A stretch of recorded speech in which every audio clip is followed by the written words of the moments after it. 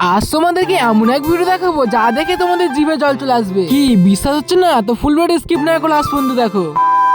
Hello everyone, দেখো আজ আমরা কতগুলো কুল পেরে নিয়ে এসেছি। যেহেতু অনেকগুলো কুল পেরে এসেছি তাই ভাবলাম কুল বাটা খাবো। তাই কুল বাটা খাওয়ার জন্য চলে আসলাম রসুনের পাতা নিতে আর ধনা পাতা, কারণ এগুলো দিয়ে বাটা খেলে স্বাদটা পুরো দ্বিগুণ হয়ে যাবে। আর গাছ থেকে নিয়ে এলাম কিছু লঙ্কা। তোমরা কখনো কুল বাটা খেতে গিয়ে রসুনের পাতা ও ধনা পাতা ট্রাই করে দেখেছো? আর সমস্ত কুল থেকে একটা একটা করে বোটা ছাড়িয়ে নিলাম। এবার সব কুলগুলোকে ভালো করে জল দিয়ে ধুয়ে নেবো। তার সাথে দিয়ে দিলাম ধনা পাতা ও রসুনের পাতাগুলো। এবার সবগুলোকে ভালো করে ধুয়ে নিয়ে একটা একটা করে বোরগুলোকে থেতো করবো। তোমরাও কি আমাদের মতো এভাবে বোরবাটা খেয়েছো? অবশ্যই কিন্তু কমেন্টে মতামত জানিও। আর এইভাবে সব কুলগুলো একটা একটা করে আমি থেতো করে নিলাম। অনেক সময় ভাবি প্রকৃতি আমাদেরকে মাঝে মধ্যে এমন কিছু উপহার দেয় যেগুলো আমাদের জীবনে অত্যন্ত দরকারি। বোরবাটা তো করা হয়ে গেল, এবার রসুনের পাতা, ধনা পাতা, লঙ্কাগুলো সবগুলোকে একসঙ্গে বেটে নেবো। সবকিছু তো করা কমপ্লিট, এবার খালি বোরগুলোকে মাখাবো। তাই পরিমাণ মতো দিলাম লবণ আর দিলাম সানলাইট কিছু মশলা, যাতে স্বাদটা আরো দ্বিগুণ হয়। আর অল্প পরিমাণে দিলাম চিনি, যাতে টক টক মিষ্টি মিষ্টি ভাবটা লাগে। তারপরে সবগুলোকে একসঙ্গে মাখিয়ে নিলাম আর কেটে নিয়ে আসলাম কলা পাতা।